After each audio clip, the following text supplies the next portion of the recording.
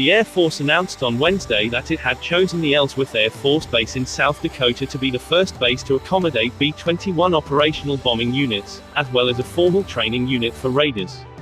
Whiteman Air Force Base in Missouri and Dyess Air Force Base in Texas will follow, and receive B-21 when available, the Air Force said in a release.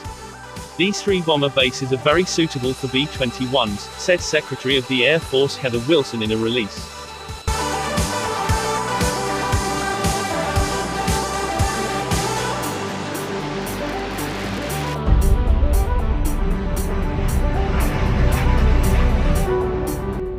We hope that the first B-21 Raider will be delivered starting in the mid-2020s, with the next shipment gradually on all three bases.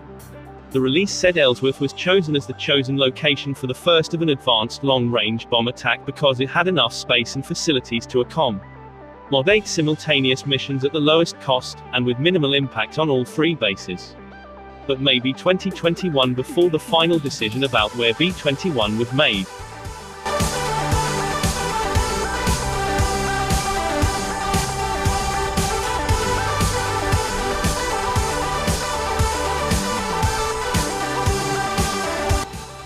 The Air Force said that decisions would be taken after complying with the National Environmental Policy Act and other planning and processes as part of the Strategic Service Base process.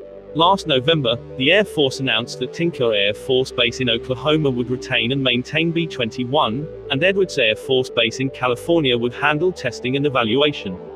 Robins Air Force Base in Georgia and Hill Air Force Base in Utah were also selected to support Tinker in defending, overhauling and upgrading the B-21, the Air Force said last fall.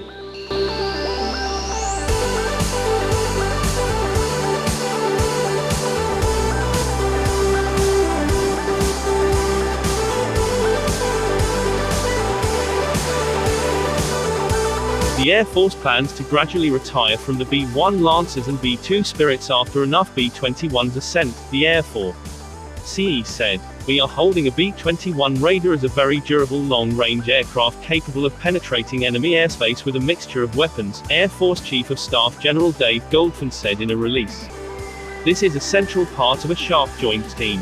The Air Force will continue to operate the B-52 Stratofortresses at Barksdale Air Force Base in Louisiana and Minot Air Force Base in North Dakota.